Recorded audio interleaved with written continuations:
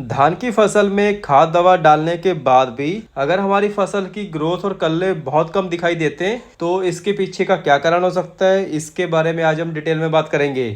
तो किसान वीरों, इसके पीछे का जो सबसे पहला कारण ये होता है कि जमीन के अंदर एक बिल्कुल बारीक लाल कीट जो देखने में बिल्कुल केचुए जैसा होता है, ये फसल की जड़ों को बहुत ज्यादा नुकसान करता है। मतलब इस कीट से फसल को कितना नुकसान होता है, इस कीट की रोकथाम हमें कैसे करनी है, तो ये सब कुछ बात करेंगे इस वीडियो में। सो आप इस वीडियो को पूरा देखें। तो चलिए जानते हैं एक एक करके। किसान वीरों, ये कीट धान की रुपाई के 4 से 5 दिन बाद ही हमारे खेत में पैदा हो जाता है। इस कीट की जो बढ़वार होती है ये बहुत तेजी से होती है। अगर इस कीट का अटैक हमारे खेतों में बहुत ज्यादा हो जाता है तो फिर वहां पर जो धान की फसल होती है वो देखने में एक बराबर दिखाई नहीं देगी।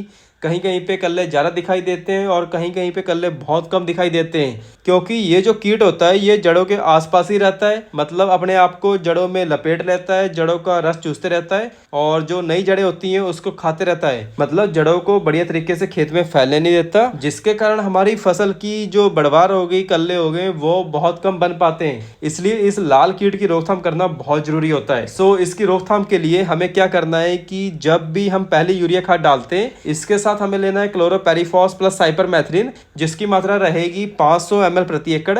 या फिर आप एक काम और भी कर सकते हो, जो थायमथॉक्सन 30 FS आता है, इसका प्रयोग भी कर सकते हो और इसकी मात्रा हमें लेनी है 250 ml प्रति एकड़।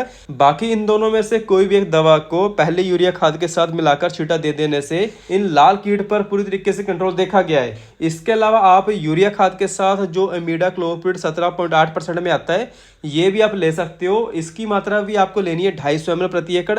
ये भी बेस्ट दवा है। तो आप अपने हिसाब से पहले यूरिया खाद के साथ इनमें से कोई भी एक दवा को लेके हमें यूरिया खाद में छिटा दे देना है, जिससे हमारे खेतों में जो लाल कीट होगा, लाल सिलाई होगी या घैंसी होगी, उसका पूरी तरीके से कंट्रोल देखा गया है। और अगर 15 से 20 दिन बाद भी ये लाल कीट कहीं कहीं पे दोबारा दिखाई देता है तो फिर हमें क्या करना है कि इनमें से कोई भी एक दवा को आप दोबारा भी छिड़काव कर सकते हो। इससे भी हमारी फसल की ग्रोथ और कल्ले बहुत बढ़िया दिखाई देंगे। क्योंकि होता क्या है कि धान के खेत में अगर 4 से 5 दिन तक पानी रुका रहे तो ये लाल कीट अपने आप ही पैदा हो जाता है और ये कीट पौधों को नुकसान इस तरीके से करता है कि जो पौधों की नई जड़ें होती हैं उसको हिलाते रहता है, नई जड़ों का रस चूसते रहता है, जिसके बाद पौधों की जो जड़ें होती हैं वो बहुत कमजोर बनती हैं और पौधों की ग्रोथ वहीं पे रुक जाती है। इसलिए हमारे बहुत से किसान वीरों को सवाल होते हैं कि हमने अपने खेतों में बहुत बढ़िया तरीके से खाद दवा, जिंक, जाइम और जो भी लगभग सारे ही माइक्रो न्यूट्रिएंट हमने प्रयोग कर दिए, मगर फिर भी फसल की ग्रोथ और कल्ले इतनी अच्छी तरीके से नहीं बन पाए। तो भाई इसके पीछे का एक ये भी कारण हो सकता है कि जो ये लाल कीट होता है ये फसल की जड़ों का विकास होने नहीं देता। इसलिए इस कीट की रोकथाम समय से करना बहुत जरूरी होता है। सो हमें खेतों के अंदर जाकर ध्यान से देखना है कि कहीं पर ये लाल कीट तो नहीं है।